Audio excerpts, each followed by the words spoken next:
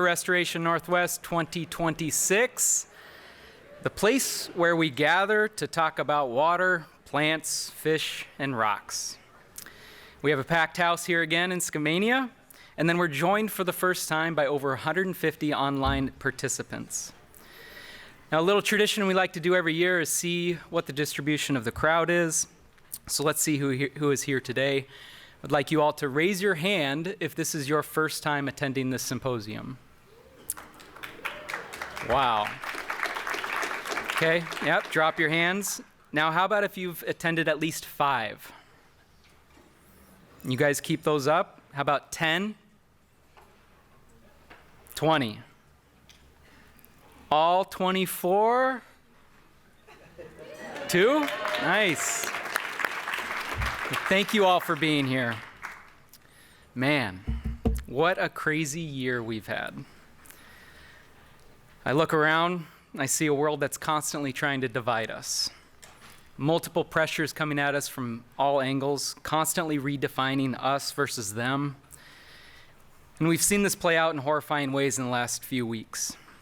But here, once a year, with the Columbia River as our backdrop, this crowd comes together because we share at least one thing in common. For one reason or another, we all care about rivers.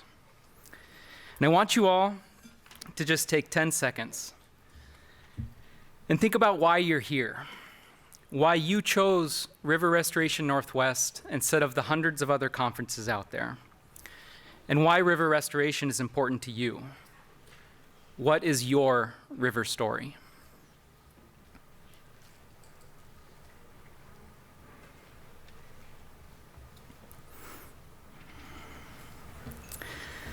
Now hold these thoughts at the forefront of your mind over the next few days. You can use their story as an icebreaker. And I know it can be scary meeting new people, but here you at least know that you have one thing in common with anybody that you meet. We care about the river, and we all have a river story to tell. My river story is that I grew up on Pilchuck Creek, north of Arlington, Washington. And I spent nearly every day of my formative years watching and playing in the river. It was my safe place. And for as long as I can remember, I've been drawn to rivers, their movement, their patterns, their quiet and sometimes loud persistence through landscapes. And it's always made sense to me in a way that's hard to explain, but deeply grounding. I feel most at peace floating down the river or just sitting on the banks and watching the water go by. My path in life has been led by the river. I would walk for miles up and down Pilchuck Creek, discovering new things every time and watching the river change after every flood. And eventually I got a copy of the 1948 Amateur Naturalist Handbook. Got it from a thrift store. And I would sit on the river's edge, scribbling notes in the margins, and I wanted to be a scientist. But then the north bank was logged, clear cut, down to the banks. And I just wanted to save and protect the river. And that connection eventually grew into a career in fish ecology, fluvial geomorphology, and river restoration. And I feel incredibly fortunate to do this work. And I know all of you feel the same. So why am I here at this River Restoration Northwest? It's because this is the one place where hundreds of people gather that share my otherwise obscure special interest. The one place where I can go down some rabbit holes and people will follow. I brought this rock up here. It almost didn't make it because my wife found it and was about to chuck it in the parking lot into some bushes. But luckily she figured, well, he's a geomorphologist. There must be some reason there's this random rock floating around in the backseat of the car. And I know some folks out there think that humans don't have much negative impact on the natural world, rivers included. But I like to think that this rock tells a much different story. This rock poured out of the Earth's crust some 15 to 20 million years ago. It eventually solidified, broke off, and tumbled down into the Tucanon River. And it spent a very long time getting shaped and formed by the water. And then it ended up in the lower river, where I picked it up, put it in my backpack just a few days ago. Then I drove it here, and I brought it up to the podium. Now the point is that this rock took upwards of 20 million years to travel maybe 20 miles, and then within just a few days, I moved it 250 miles and brought it up to this podium where it can no longer serve its purpose as a river rock. Now, in my mind, that exemplifies the tremendous power that we have as humans to destroy, to alter, and to disrupt natural systems. But this crowd flips that script, right? If we have the power to destroy, that means that we have the power to restore, to improve, and to create. And this symposium brings together people who approach rivers from all angles. We've got scientists, engineers, practitioners, students, planners, advocates, academics, and more. And what unites us is that shared interest and commitment to learning from rivers, working with them, and helping others to see the value that they carry. Not just ecologically, but culturally, socially, and spiritually. So now over the next few days, I encourage you to dive in, ask questions, share your river story, and spend time with both familiar colleagues and new friends. And hopefully follow us down some rabbit holes. Let's continue to build a community that is curious, rigorous, and grounded in respect for the river and for each other. So thank you all for being here, and welcome.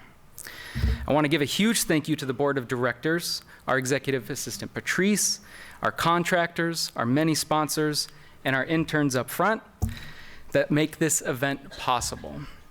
And also please make sure to thank the Skamania Lodge staff. You'll see them running around. It takes a lot of work to keep this number of people happy and fed. And we do have a terrific program. Many and talented individuals are ready to share their stories. From urban rivers to wild riverscapes, from diesel power to beaver power, there's something for everyone this week. So thank you and welcome.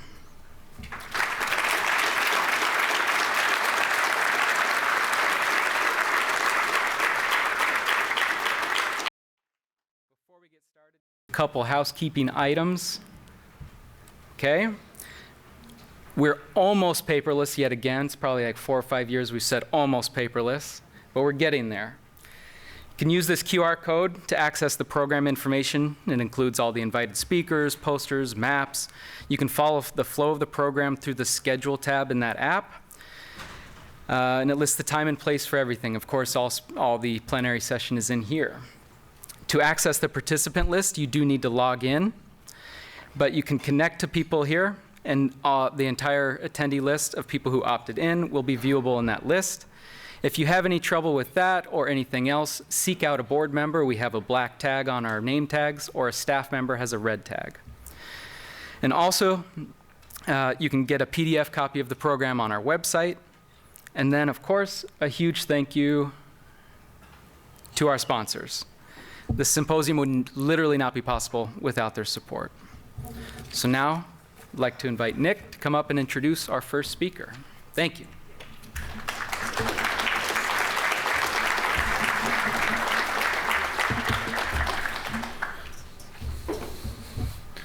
Hi, everyone. Thank you for being here. I'm Nick Legg.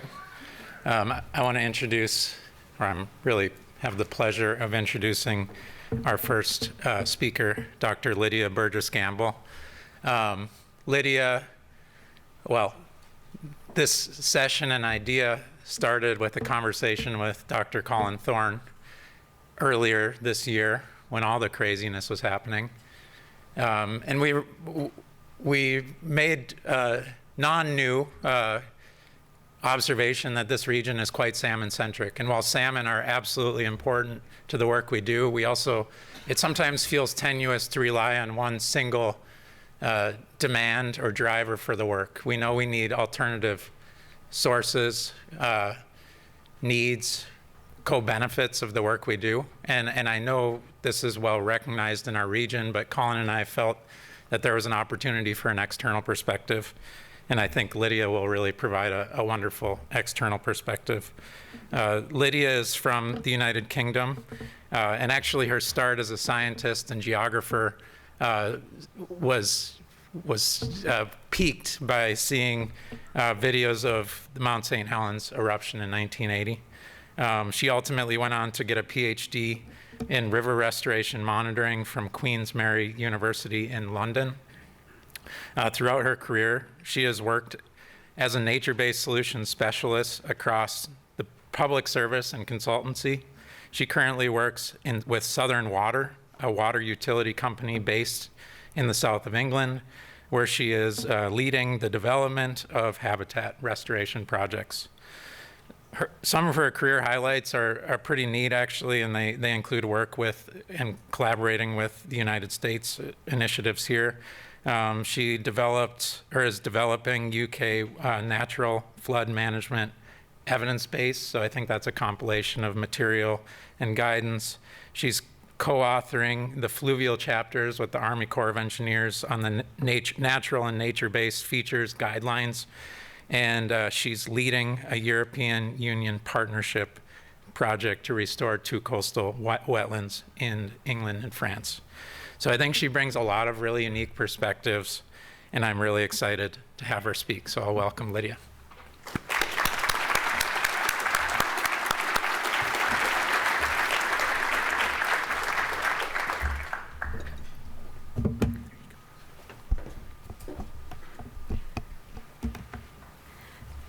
Thank you, Nick, and thank you for inviting me to come and speak to you today. It's an enormous pleasure to be here, and I'm really looking forward to giving you some examples from across the United Kingdom of how we've delivered nature-based solutions for a wide range of different types of driver. So throughout my talk, I'm going to take you on a bit of a tour. We're going to look at lots of different case studies. We're going to look at projects that have been driven by a need to protect people from flooding. We're going to look at projects that have been driven by drought or biodiversity loss. But before I get started, I just want to say at the very end of my presentation, there's going to be a QR code where you can access all of the references that I talk through today, and it will also include references from the subsequent sessions, including references from Colin and Alice.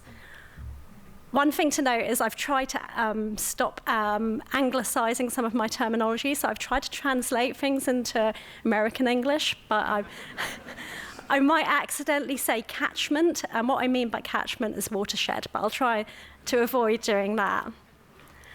So this session's all about multiple benefits, but if you've ever been to the United Kingdom, we've kind of, part of our national identity and our psyche is about talking about rain.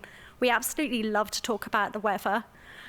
So if you ever get stuck in an elevator with a Brit, you can always rely on at least 15 minutes of conversation, which kind of brings me on to my first slide. So the American author Bill Bryson spent like a year in the United Kingdom and writes this entertaining book. He's talking about all of our weird and wonderful eccentricities. And he cheekily notes that you'd think a nation who's obsessed with weather would have sorted out drainage by now.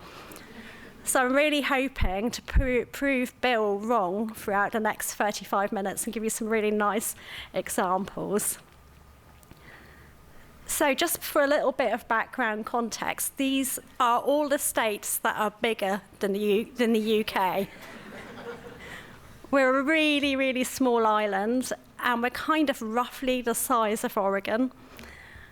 But what's significantly different is our population density. There's over 70 million of us packing into a really tiny island compared to the Pacific Northwest, where there's roughly 15 to 20 million people.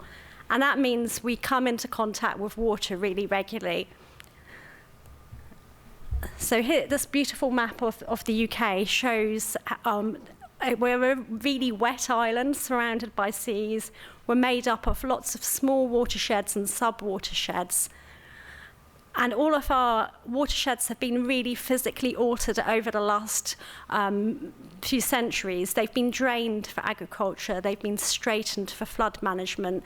They've been straightened as part of our industrial revolution to be able to allow navigation up our rivers. And then more recently, we've developed our floodplains for housing. So there's an enormous amount of pressure on land in the UK, which means we suffer the impacts of flooding and more frequently now drought. But despite that lack of space, we kind of are punching above our weight in terms of number of river restoration projects. So we've delivered over 3,000 river restoration projects. And then more recently, we've become interested in natural flood management. And we've got at least 300 natural flood management projects under our belt.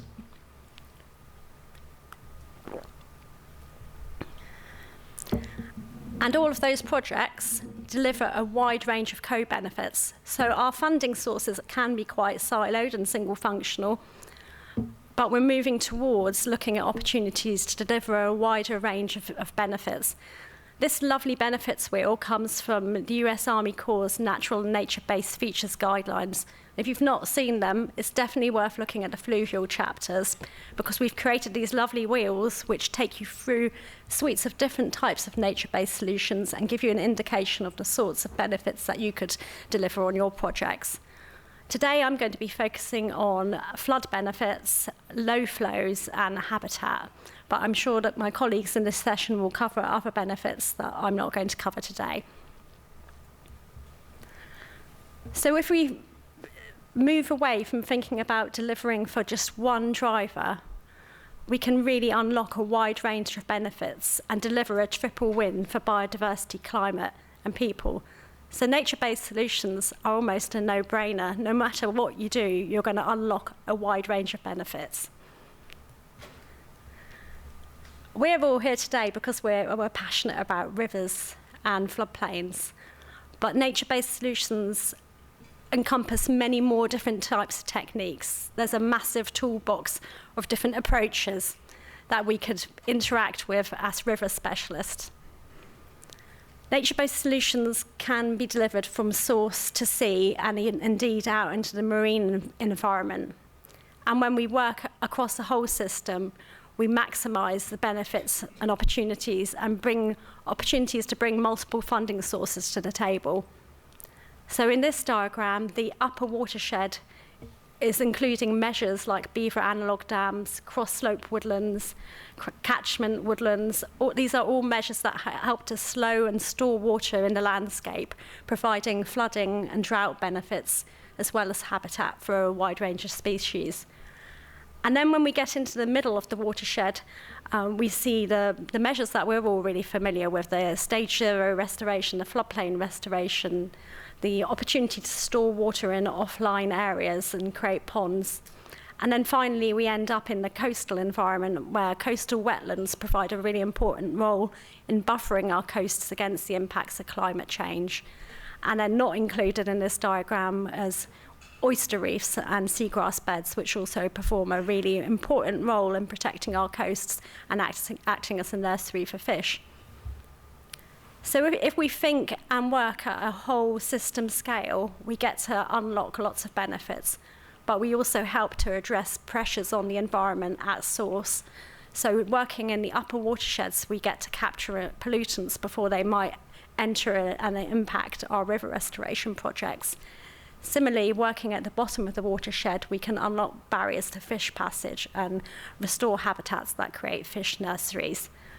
So there's a great benefit to be had by looking upstream and downstream when you're working on your river restoration projects and seeing who's working in neighbouring watersheds that you could join up with to slow, store and filter water, to restore lost habitats and to provide benefits to the communities that we all serve.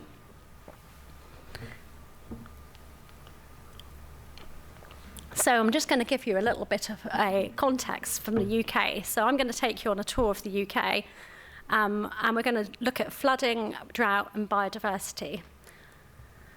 You might not know, but the UK is one of the most nature-deprived countries in the world, which is a really shocking fact to me. We're seeing a massive decrease in the abundance of terrestrial and freshwater species. So we're really starting to see the impacts of biodiversity loss. And this is coupled with ever more frequent flooding and drought. So the biodiversity and climate crisis are being felt really close to home. So it's really important to us to be thinking about how we can spend our money wisely in a way that kind of benefits the climate and the biodiversity crisis. So one of the key things I want to bring forward in my presentation is that we need to start to see nature as part of our critical national infrastructure. It's as important as flood defences or other more engineered infrastructure, and is really important in helping us deal with the twin crisis. So challenge number one, we're going to first of all look at flooding. I told you we were obsessed with rain, so we will start there. So it might surprise you to know that we have really similar mean annual precipitation rates between the UK, Oregon State, and Washington State. But the difference is our population density, which means that many people have to reside in floodplains, and that 7 million properties are currently at risk of flooding from rivers and from surface water. These figures would be even more pronounced if we also brought in groundwater flooding and coastal erosion. And our national flood risk assessment has shown that those figures are going to only increase over the years to 9 million properties at risk of flooding. This means that flooding is one of our main funding sources and drivers for delivering river restoration and nature-based solutions in the UK. So this is our Thames barrier in London. It protects London from flooding from the coast. And in the past, when I first started working in flood risk management in the early 2000s, the main way we managed flood risk was through defending, stopping, removing or conveying water, getting it away from people as fast as possible, and really working against nature. But over the successive decades, we've had more and more flood events where local communities are calling for a change to the way we manage flood risk. And each time we have a flood event and we have an independent review to see what could be done differently, we found that there has been a need to move away from purely engineered approaches to working with nature, so protecting, restoring and emulating the natural processes that would have been found within our watersheds before we started to alter them. So we've really seen a move away from working against natural processes to working with natural processes. And Colin's going to give a really interesting presentation where he's going to talk about a case study that really bucked that trend when we were in a really engineered phase, managed to successfully deliver a nature-based solution at a time when it would have seemed quite maverick. So that's a really cool example you're going to hear about later. But nature-based solutions alone are not a silver bullet. They still need to be coupled with engineering. They still need to be coupled with emergency planning and property flood resilience measures. They're not going to be enough to protect people in England from flooding. So the case study we're going to look at now comes from the National Trust, who are one of our major landowners in the UK, and they've been at the forefront of trialling natural flood management measures and nature-based solutions. They've got a programme called the Riverlands Programme, which has many projects across the UK, trialling out stage 0, beaver reintroductions, river restoration, and natural flood management approaches. So we're going over to the west coast of the UK to a place called the Honeycott Estate in Somerset. And this is an interesting place. It's surrounded by steep moorland environment where water drains off very rapidly during heavy rainfall, flooding the low-lying communities towards the sea. And in 2009, the National Trust got money to pilot out the effectiveness of natural flood management measures. And really, what natural flood management measures are trying to do is alter a typical flood hydrograph. This is an excerpt from the US Army Corps' Natural and Nature-Based Features Guidelines, which shows you nicely how an unattenuated hydrograph can be altered through the restoration of natural features within a landscape. So it's all about slowing and storing water and really flattening that curve on the hydrograph. So the National Trust aimed to really try and affect the hydrographs of their watercourses to try and store water in the landscape and ultimately benefit the community downstream. And what they did was they installed upland measures where they restored a peatland environment and tried to capture water and make the natural environment wetter. They also stored water by forcing water out onto the floodplain using beaver analog dams and creating a storage area which had a slow release system. And that was really the initial driver for their project.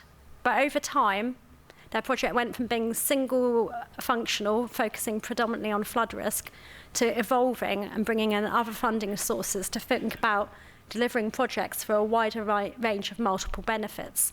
So they then went on to reintroduce beaver in several parts of the watershed.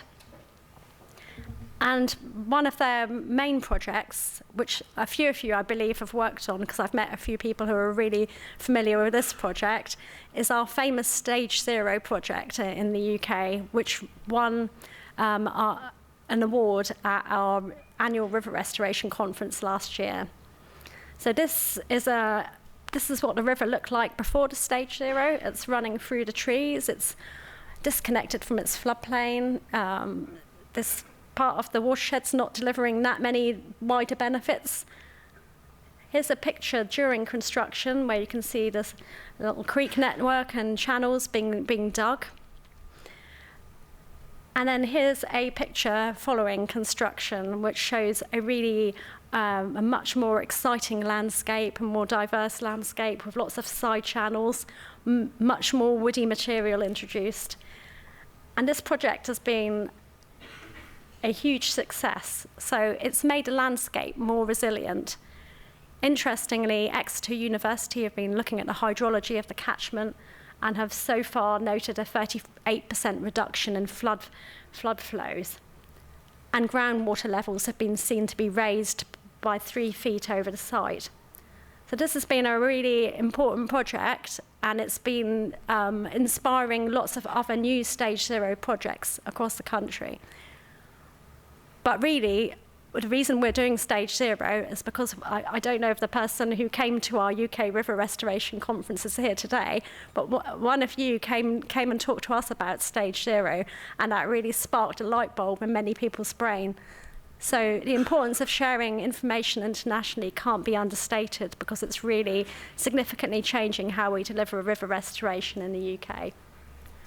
So this has been a really exciting project, and it's really starting to, my colleagues that I work with in Southern Water are starting to change the way we think about river restoration. So that was an example of where we've gone from a single driver project to thinking about multiple benefits. And it started to show an important role in protecting the landscape during periods of drought. So my next challenge that I'm going to talk about is drought.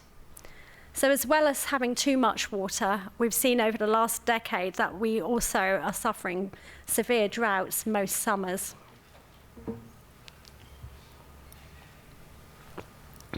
And that has really been quite scary. We've rely on most of our drinking water coming from rivers and reservoirs, and we've started to see reservoir levels dropping really low. And we're expecting drought within the UK to only get worse, with the east and the southeast being in severe water stress by 2030. Where I work in a water utility company, we obtain most of our drinking water from reservoirs, rivers, and groundwater sources. And in response to the ever-increasing amount of droughts, our government has decided that we need to also look at alternative drinking sources. So we're moving towards building water recycling plants in order to be sure that we've got enough drinking water for our nation, but also to take the pressure off some of our river systems, which are really starting to suffer the impacts of drought. So drought is becoming a significant problem as flooding. And it's particularly affecting where I live in the southeast. We're really lucky in England because we are home to really globally unique ecosystems, which are known as chalk streams. We think of them as our hidden rainforests. There are 260 chalk streams globally, and over 224 of them are on the south coast of England, which is a huge figure. What's special about them is that they are spring-fed from chalk aquifers. They have this crystal clear water, as you can see in this beautiful photo here, which supports wide varieties of macroinvertebrates, plant species, and is really, really important for migratory fish such as salmon and trout. These river systems are also really loved by their local community. They're really important to our angling communities as well, who make quite a lot of money from fishing rights on these river systems. But they act as a bit of a canary in the coal mine for when we have climate impacts. So they're really severely impacted by drought, and they start to tell us when something's going wrong within a natural environment.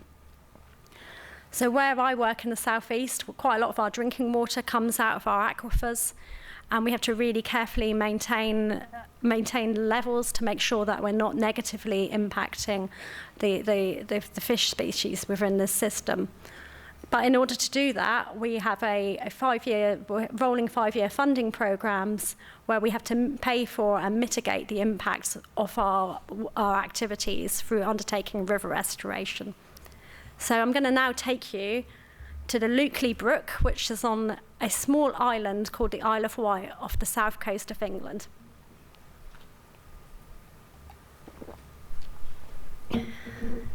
So the Luckley Brook is a very physically modified watercourse. It's totally disconnected from its floodplain. Along its course, it also had barriers to fish passage, and in towns, it's very physically modified. And what we undertook was a restoration project, a stage 0 project, which sought to remove the barriers to fish passage, to soften some of the harder engineered sections throughout the town, and then to implement a stage 0 project by infilling the channel and trying to restore the past course of the watercourse. This was our first stage 0 project, and we've got some really exciting ones that are underway at the moment, which I'd love to come back and tell you about in the future. And this project's been really important because it's shown that within a really small period of time, we're seeing ecologically enhanced river system with wintering birds that we've never seen on the watercourse and nationally scarce macroinvertebrates. Fish passage has also been improved, and we're starting to see elevated groundwater levels in the summer months, but it's too early really from our monitoring to fully understand the cause. So this has been a really important project to us because we've learned a lot about stage 0, and we're now seeing it as the way forward for many of our projects in the southeast. So the final challenge that I'm going to take you to look at is the loss of biodiversity. So as I already mentioned, we're not in a great state in the UK. Our biodiversity is really in crisis. So funding projects to address that concern are really important to us. And we've got a really cool new set of legislation that has recently come in called Biodiversity Net Gain.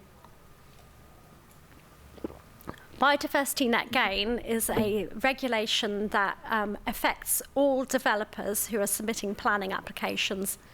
So as a water company, we regularly build new sewage treatment plants or expand drinking water facilities, and that has an impact on the environment. In the past, we would simply have to mitigate the impact of our construction footprint, but Biodiversity Net Gain requires us to offset that impact by restoring an area of habitat to the same size where we've had an impact, plus 10%. So we have to provide 10% net gain on habitat. It's really quite challenging, but what's quite exciting is we're seeing the nature market throughout the UK really changing. Landowners who have land that can't be used for farming are setting up nature reserves where you can pay into a habitat bank to offset your impact. So it's acting as a massive driver for habitat creation. And we're hoping that it's going to be a real big funding source for river restoration, as we're starting to see non-governmental organisations coming together to offer river restoration opportunities. The additional thing that's super exciting about this a piece of legislation is it requires you to sign up to a 30-year legal agreement to ensure that that habitat does not deteriorate over time and has to be monitored as well. This legislation only really came into being last year, so I haven't got any examples to show you yet, but I'm going to be developing the biodiversity net gain strategy for the South East, and we're really hoping it's going to be exciting and bring about lots of opportunities for habitat restoration. What I'm going to talk about today is a case study which used the habitat regulations. So we have, in the UK, we've got a lot of legislation that originally came from the European Union and got adopted into our domestic legislation. We've got some regulations called the habitat regulations, which is specifically all about protecting wetlands in intertidal areas and particular bird species. So if you have an impact through your development and it affects these especially protected areas, then you have to compensate for that impact elsewhere. Oh, what happened there? Oh, oh, it's come back. Don't worry, it's come back. That was a bit off-putting. I was like, oh. I don't remember putting in a black slide, but hey. Okay, so I'm going to take you to the Lower Otter in Devon. So this was a project that came about from the Environment Agency. The Environment Agency have a big role to play in protecting communities from flooding. And they built a big flood project in the town of Exeter, which involved building walls and defences to protect people from flooding. And that had a particular impact on the River Exe estuary, which is especially important for birds and wetland species. So they had to compensate for that impact elsewhere. And they invested in a project called the Lower Otter Restoration Project, which is a project that was undertaken in a neighbouring watershed. This spectacular old map from 1808 shows you the original line of the River Otter, flowing towards the right was the sea, so it was flowing through a network of creeks into a kind of salt marsh, intertidal wetland environment. And it must have been a spectacular place. But very soon after that map was created, literally in 1811, that big red embankment was installed with the primary purpose of making that land drained for agriculture. And then swiftly following that, a very bizarre aqueduct was put in place, which brought another river over the floodplain and deposited it into the River Otter. A road was built across the floodplain. A railway line was brought in to encourage people to come and visit the seaside. And then a garbage dump was put right next to the river. So what was a really kind of lovely natural environment suddenly became really physically constrained. Oh, and not to forget the cricket club. You know, that's quintessentially English, isn't it? Building a cricket flood in a floodplain. So in 2021, this is what the watershed looked like. The river was running through the trees in a fairly straight channel. The natural environment's not that exciting. It's just a bunch of fields. It's not supporting any habitats or rare birds or species. So far, so unexciting. But the Lower Otter Restoration Project has really transformed things. So this is what it looks like in 2023. It's probably changed significantly since then. So what we did was we breached the flood embankment at the very top of the picture so that the sea could re-enter the landscape. Having restored the old creek networks, we had some really lovely historic maps that helped to show what the original creek networks looked like, and removed many of those physical modifications. So the garbage dump got protected from erosion, the cricket club got moved to higher ground. The community couldn't fathom the idea of not having a cricket club. And it's really started to just by adding water, it's started to attract new species that we've never seen there before. So it's become a nursery for fish, and we're seeing all sorts of different wetland waders enjoying this new habitat. So it's for us, this was a really large-scale project, 135 acres, 3 miles of river restoration, but it came with a really large price tag. So it cost $40 million. And some of that come from central government, from our flood budget, but we had to find other partnership funding, and that came from the European Union. So the European Union used to be a massive funder of our habitat restoration projects. But sadly, in our wisdom, we decided to leave the European Union. So funding projects like this in the future is going to be really, really hard. And this is where my final example really comes into play. So thinking and delivering nature-based solutions at scale really requires us to look at integrating funding sources, getting out of our silos, working with different organisations to try and pool our resources so that they can be brought together and to be most effective. We're finally going up to Yorkshire, on the north of England, northeast coast of England, to a town called York. York is a spectacular historic town. If you ever find yourself there, it's worth a visit. But it floods really, really regularly. In fact, it looked like this last week. We had some really bad flooding last week. And 3,000 properties within the city itself are at risk of flooding. And then if you look across the wider watershed that feeds into the River Ouse, that number goes up to 10,000. York has got flood defences, it's got a flood embankment, it's got flood barriers. Many of these historic properties have got property flood resilience measures.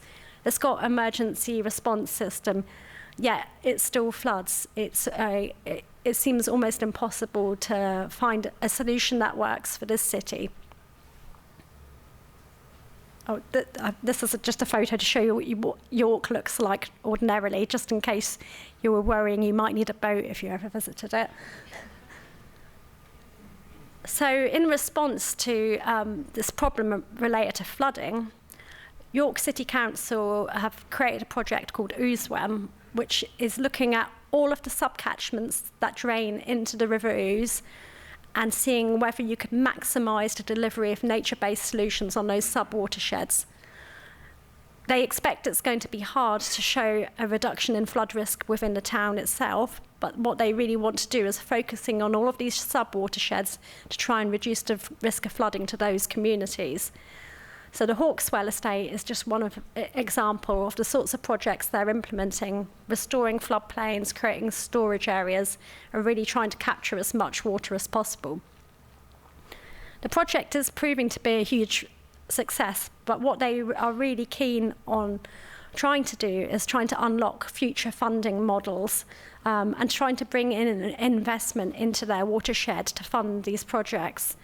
We don't have a very huge budget for flood management in the UK. It gets divided up around the country according to how much flood risk you've got, so it doesn't really go that far. So what they're trying to do on the Ousewem project is trying to look at businesses and companies who are based within the watershed and trying to see whether they would be interested in funding future projects. And the way they're doing that is by quantifying the benefits that could be delivered through nature-based solutions and trying to package them up into attractive propositions that they could take to companies who've got corporate social responsibility needs or task force for non-financial disclosure interests, and trying to find alternative ways of funding these projects. Also, the National Trust, who we saw their project earlier, their Riverlands programme is really exciting. They're working with the insurance sector, and the insurance sector is providing a certain amount of money to deliver nature-based solutions and trying to understand whether that can reduce the insurance premiums in those locations. So the future of nature-based solutions really has to be about integrating funding and working across our watersheds in order to be effective. So just to wrap up, I just wanted to say that hopefully what I've shown is that a lack of physical space isn't a barrier to nature-based solutions. It's a really important tool to us in the UK and a way that we can live with water and manage the extremes from flooding and drought. I think it's really important that we take a whole systems approach and deliver at scale if we're going to be effective. And that can often be challenging. We all can be quite happy working in our own disciplinary silos, but to be effective, we're going to have to work with others. So we really need to break out of those silos if we're going to unlock our triple win. And sharing knowledge internationally and nationally is really important. I was really lucky to be able to be involved in writing some of the chapters in the natural and nature-based features guidelines that the US Army Corps led. And just through being involved in that project was really helpful because some of our leaders in the organisation where I worked at the time were a bit doubtful about nature-based solutions. But seeing Todd Bridges and his colleagues talking so eloquently about the value of nature-based solutions really helped to change the minds of decision makers in our organisation. Similarly, hearing your colleagues talking about Stage Zero at our River Restoration Conference has really sort of inspired us. So I'm really looking forward to being here all week and gathering all your knowledge and trying to take it back to the southeast of England. So this is the QR reference that I mentioned. It's worth grabbing it because it's got all of our references from this session on it. But before I wrap up, I really need to say thank you to really kind people who gave me their time and trusted me with their case studies. So my colleagues at Southern Water, the Environment Agency, Clinton Devon Estate, National Trust, and the City of York Council. And then to my friend Simon, who kindly listened to me doing this presentation, even though he knows nothing about natural flood management.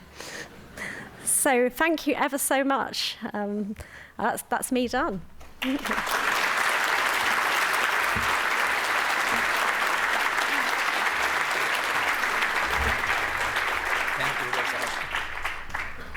We have plenty of time for questions, so please come up to the microphones.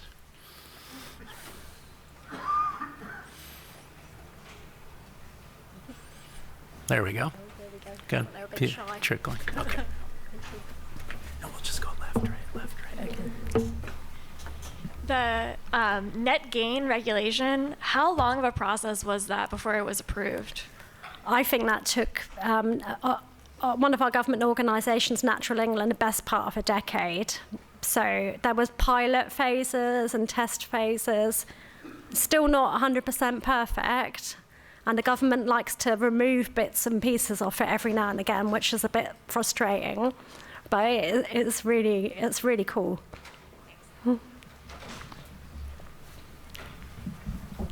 Thank you. You talked a little bit about getting the decision makers on board with green infrastructure.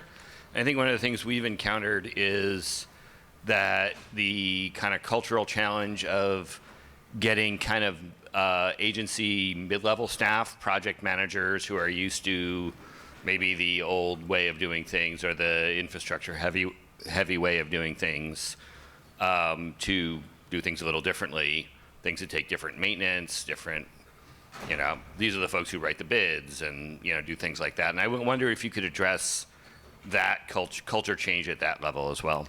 Yeah, I mean, that has been and continues to be like a big challenge.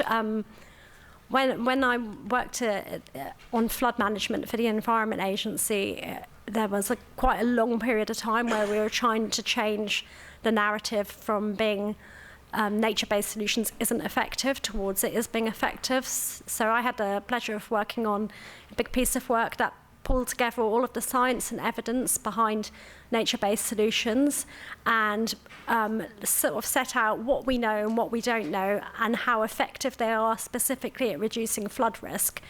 And that evidence base was really helpful to change the minds of some of more of our engineering side of our organisation who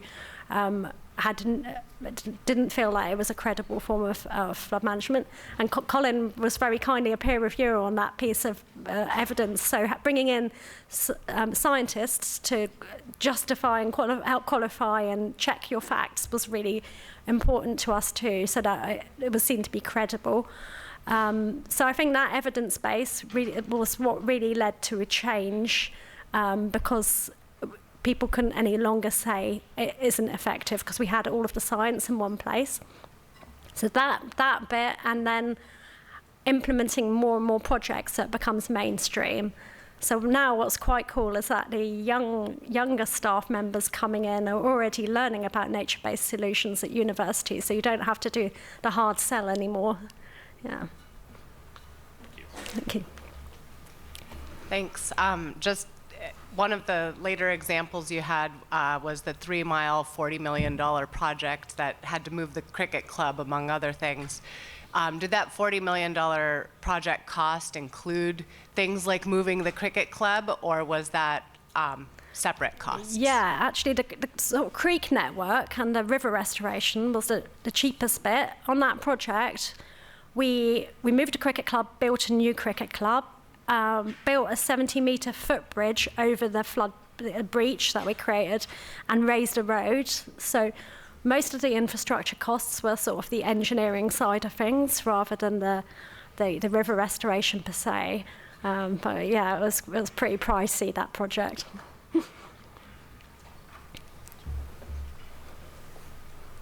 So I'm curious, I think the exchange between the US and the UK has been fantastic, and I think we're going to continue to do that. And I'm curious, looking more globally, like what other countries do you see as really good partnerships? I'm just thinking of my travel plans, like where should we go?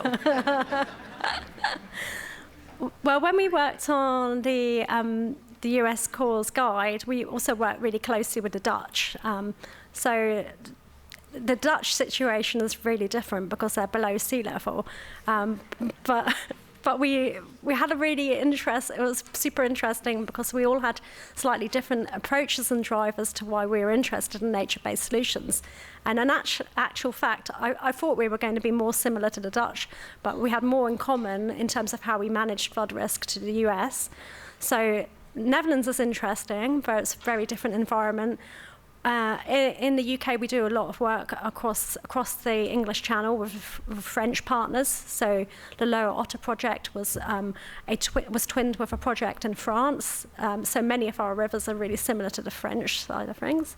So those are the partners that I've been most connected with. Though really interestingly, when we were working on natural flood management, I met a lady based in the UK who delivers natural flood management measures, but in India for drought conditions. And she was, for hardly any money, implementing these huge projects where they were putting storage back into the landscape and transforming desert environments into places where people could live. So I really thought that was go to Rajasthan and go and see the waterman of India.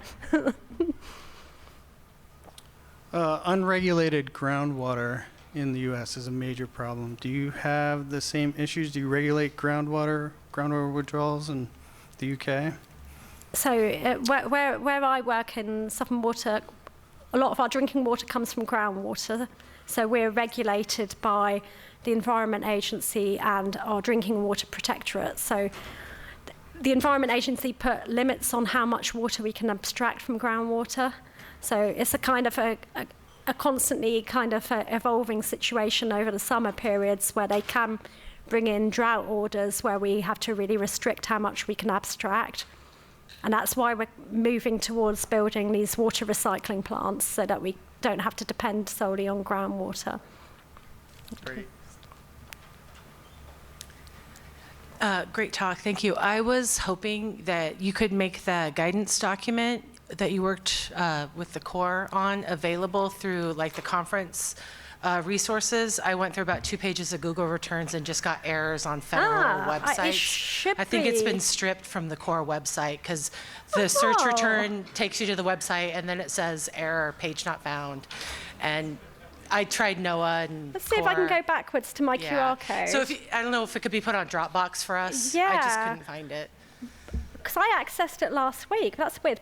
Yeah, the federal government's moving fast. Oh, they probably they've seen my QR code and removed it.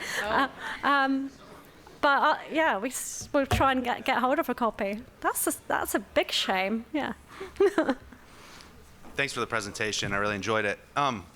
So I think I heard you in the presentation. You mentioned protecting property from flood impacts at least once, and then there's the example of the cricket club and having to purchase, I guess, new land and move the cricket club. And in the U.S., especially for bigger projects that do take up space, sometimes even smaller ones, private property rights are a major constraining factor on where we can work and what we can do. And I'm wondering in the UK if there's any sort of comparison or contrast to that. What sort of opportunities, what sort of constraints do private property rights place on river restoration work? And does the public good, on balance, is there some mechanism to bring that into the conversation? Or do you is it more similar to the US where really there's this extreme deference given to private property rights? I think it's pretty challenging in the UK. What I understood from the US situation is that in some states are able to work with properties and move them out of areas at risk of flooding. And that's the same in France. They've got some regulations that allow that, but we don't have that in any of our legislation. So currently, on the east coast of England, where a lot of properties are starting to fall into the sea, they're really suffering from coastal erosion. And they're not really very much, but they're not protected by law. They're losing their homes to the sea. But similarly, we're not allowed to come in and try and move them to higher ground. So a big barrier to nature-based solutions is you need to find willing landowners who want to work with you. And sometimes, it can take, like the Lower Otter took 10 years to find that site. So, I think it sounds really similar. Thank you so much. You painted a really helpful picture of both the ways that rivers in the UK are so different in some ways than what we're looking at, but also so similar, though I don't know if any of us have had to relocate cricket clubs in any of our projects. I was hoping to hear you talk a little bit more. Chalk streams I haven't worked on chalk streams before.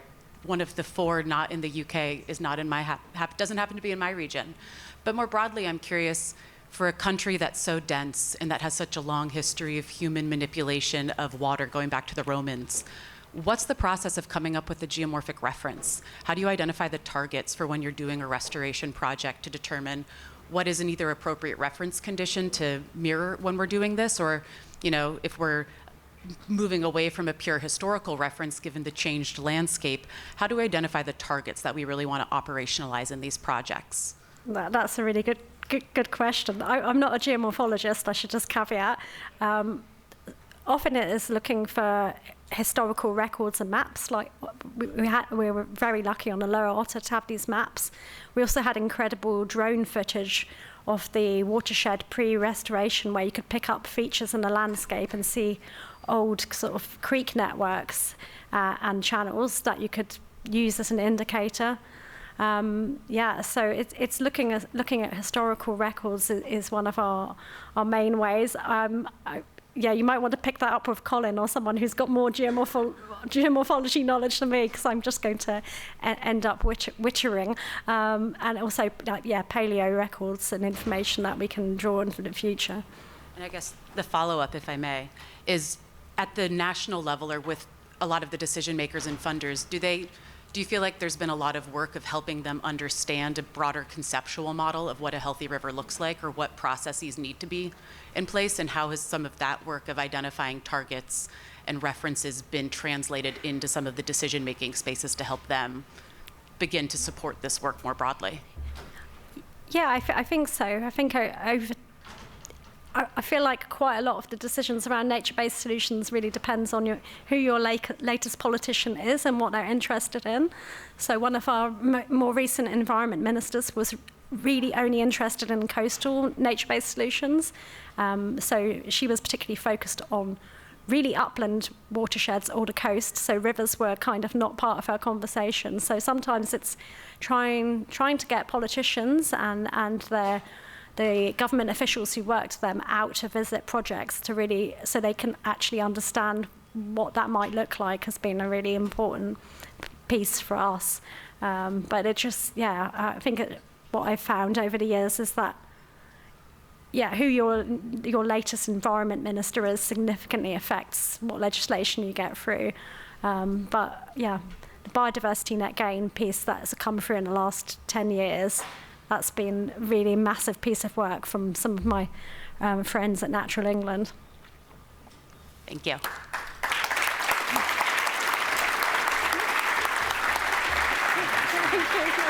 Thank you, Nick. Thanks, Lydia.